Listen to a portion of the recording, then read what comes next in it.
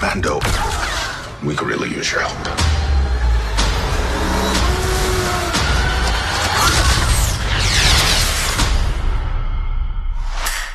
What's up, YouTube? It's your boy, it's your homie, FuturisticMike, and I'm back with another The Mandalorian video if you're new. Now, this is going to be the review and recap for The Mandalorian Season 2, Episode 4. If you're a fan of The Mandalorian, if you love The Mandalorian, hit the like on this video. If you're new to my channel and this is the first time you're finding me, subscribe and turn on those post notifications so when I post videos on The Mandalorian, you get them.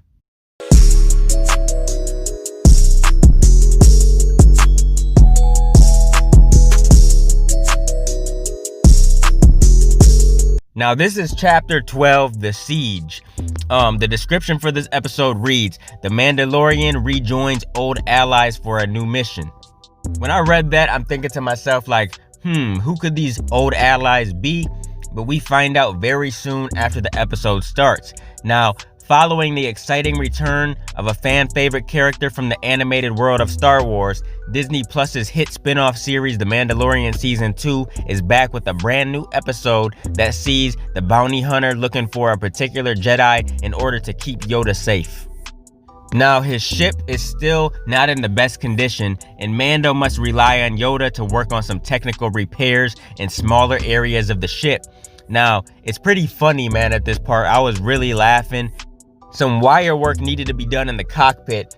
And it's so funny because Mando was trying to tell Yoda what to do with the wires and stuff. And Yoda ends up electrocuting himself and is unable to understand Mando's instructions. But it is what it is though. Mando didn't care too much. Now, while eating a meal together, Mando expresses they don't believe they'll make it to Corvus to see Ahsoka in the shape the ship's in, and chooses to return to Navarro to see some old friends to help repair his ship. Now, Cara Dune has become the new marshal of the town. There's these dudes arguing over some money that they've clearly obtained illegally, and Cara takes all these dudes out and recovers the stolen money.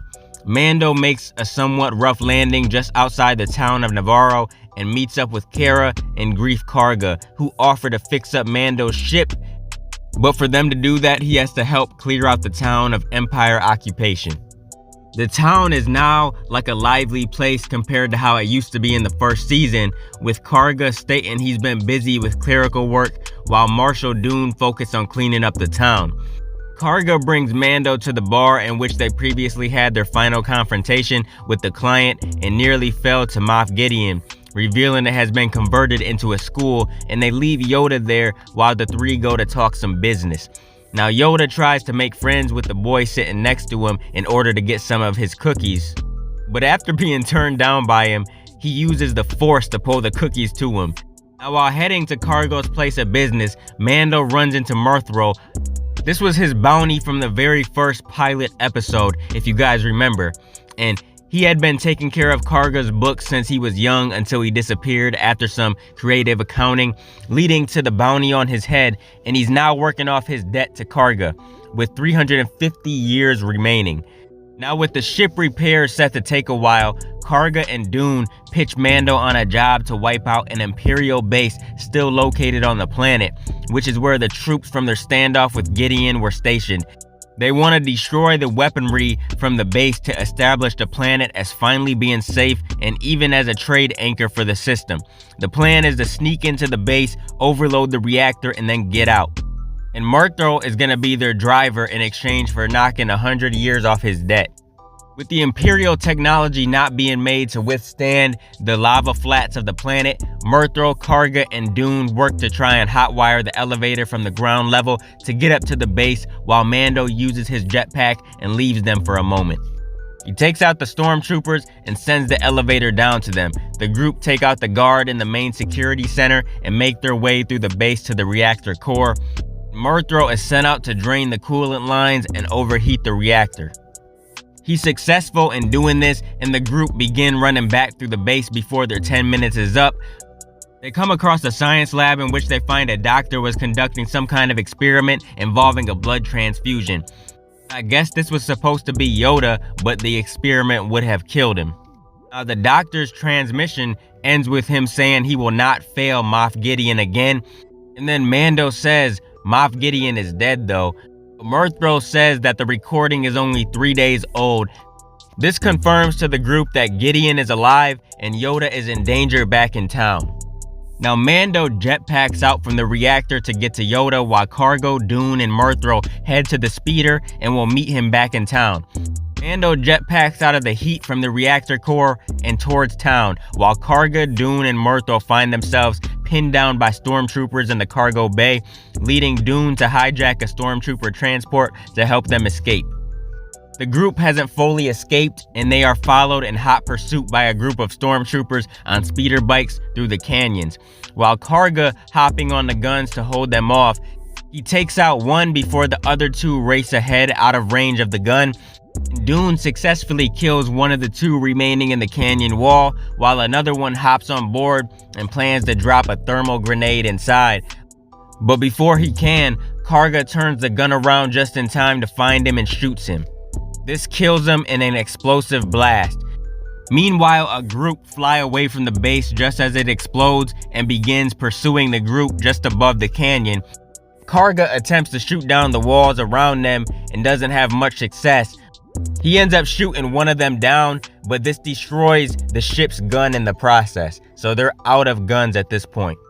As they race to town with the three enemies firing at them, Mando arrives just in time with the repaired Razor Crest to take them all out. And Yoda is sitting right in the passenger seat, and Mando speeds to shoot down the final enemies.